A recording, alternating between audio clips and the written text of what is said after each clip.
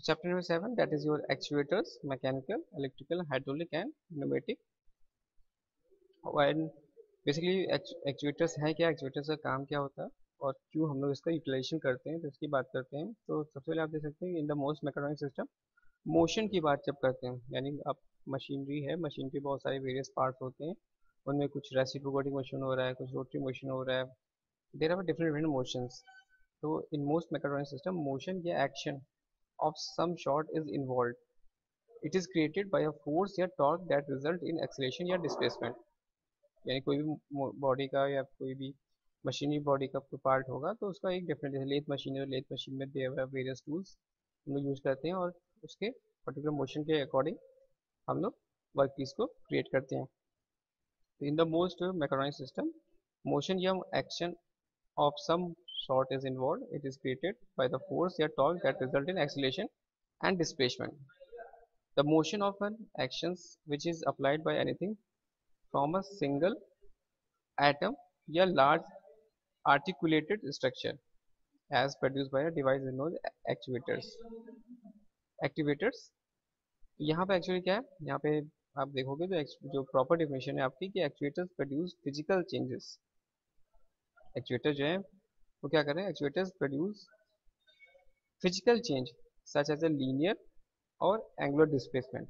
यानी अगर आपको ध्यान रखना है कि एक्चुएटर्स क्या होते हैं तो आपको माइंड में ये होना चाहिए कि एक्चुएटर जो है वो प्रोड्यूस करते हैं physical changes such as a linear और angular displacement. They also modulate the rate and power associated with these changes.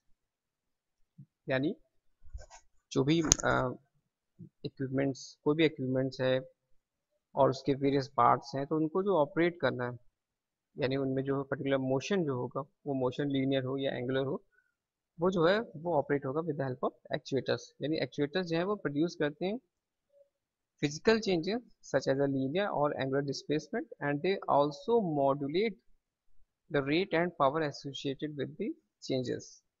तो इसको कैसे समझेंगे, इसके लिए हम लोग proper selection of appropriate type of actuator जो होगा as an important aspect of mechatronic system design. हम लोग हिसाब से देखेंगे पहले mechanical actuators, electrical actuators, hydraulic actuators और न्यूमेटिक एक्चुएटर्स, किस तरह से ऑपरेट करें। तो जनरली अगर बात करते हैं मैकेनिकल एक्चुएटर्स में, तो जनरल एस्पेक्ट इसका क्या है कि मैकेनिकल एक्चुएटर्स या mechanism are device which can be considered be a motion converters in that they transform motion from one form to some other required form।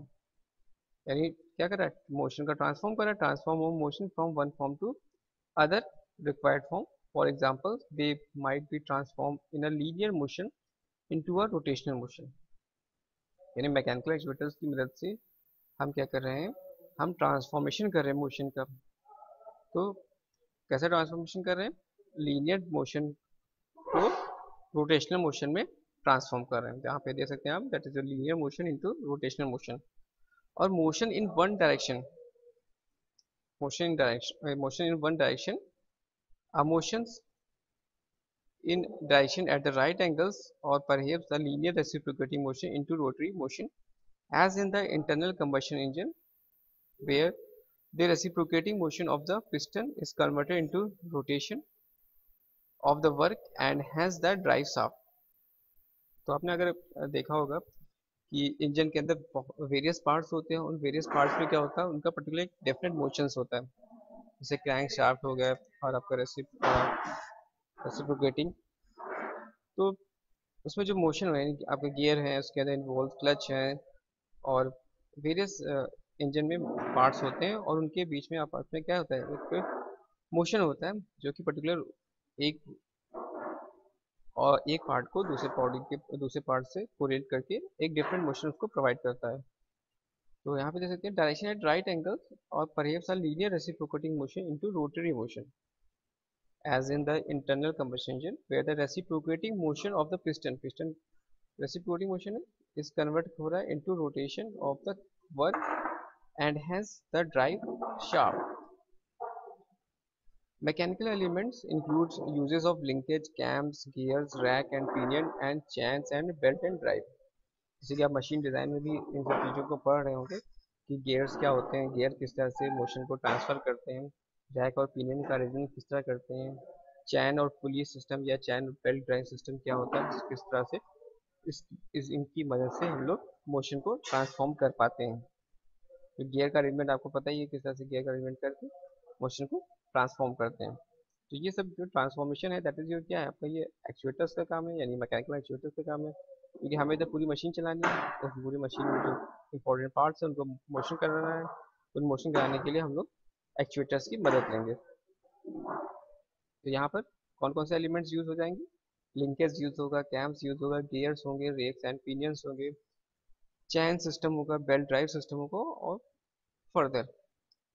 तो cams and linkage can be used to obtain motion which are prescribed to vary in particular manner. Cams and linkage can be used to obtain motion which are prescribed to vary in particular manner. Second, parallel shaft gears might be used to reduce shaft speed. Bevel gears might be used for the transmission for rotation motion to the 90 degree. Machine design में जो आपने जो पढ़ा है उसको ही बताया जा रहा है यहाँ पे कि कौन सा जो गियर है वो किस तरह से मोशन को ट्रांसमिट कर रहा है। तो बेवल गियर्स है might be use for transmission of rotary motion to 90 degree. Rack और पिनियन जो है वो can be use to convert rotational motion to linear motion, यानी रैक और पिनियन जो है can be use to convert rotational motion to linear motion. And a toothed belt या chain drive might be also transform rotary motion about one axis to motion of the another. There was several actions which were earlier obtained by use of mechanisms are however often now days being obtained by the use of microprocessor system. Microprocessor system, for example, earlier cams on a rotating shaft were used for a domestic washing machine in order to give a time sequence of action such as a opening a valve to let water into the drum and switching the water off, switching a heater on etc. But nowadays modern washing machine employ a microprocessor based system with the microprocessor program to switch on output in the required sequence. तो आप यहाँ पे देखेंगे अगर जो normal washing machine है और आजकल जो आधुनिक यानी पहले automatic machine, washing machine, semi automatic machine, तो वॉशिंग मशीन में आप देखेंगे तो वेरियस फंक्शंस होते हैं। उन फंक्शंस में जो आजकल जो यूजराइजेशन हो रहा है वो आपका माइक्रो प्रोसेसर बेस्ड हो रहा है, यानी प्रोग्राम जो होंगे उसमें सीक्वेंस होंगे, सीक्वेंशियल ऑपरेटेड होगा कि पहले जो होगा ऑब्जेक्ट जो आएगा वो इस तरह से वॉल ओपन होगा, उसमें जाएगा, फिर आपका रोटेशन होगा, फिर क्लीनिंग होगा, फिर उसमें ड्राइंग होगा। There are lots of operation जो कि माइक्रोसर प्रोसेसर बेस्ड प्रोग्राम है, यानी सारे ऑपरेशन जो है वो आपका माइक्रो प्रोसेसर बेस्ड जो है परफॉर्म करेगा।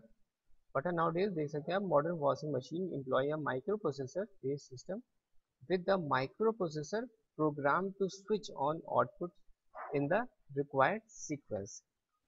However, mechanical actuators will have a role in mechatronic system. क्या क्या कर सकता है आपका, चेंज ऑफ स्पीड, एग्जांपल जैसे कि आप देख सकते हैं that given by the gears. अगर आप बाइक और स्कूटी चलाते हैं तो आप देख सकते हैं कि आप किस तरह से एक्सलेट करते हैं स्पीड को। Specific type of motion, example that quick return mechanism, जो कि इस तरह की मशीनें जो आपने मैन्युफैक्चरिंग साइंस में पढ़ा है आपने। amplification of force, that is the force given by the levers, and transfer of rotation about one axis to rotation about another, that is the timing belt। तो बेल्ट और चैन और गियर पुली का system जो है वो आपको पता है। जैसे अगर आप नॉर्मल बात कर लें, अगर आपने आटा चक्की वाली मशीन भी देखी होगी तो आटा चक्की की मशीन आप देखोगे किस तरह से जो है वो सिस्टम यूज किया जाता है, बेल्ट सिस्टम से किस तरह से जो रोटेशन हो रहा है, मोटर रोटेशन हो रहा है, किस तरह से वो ट्रांसमिट होता है।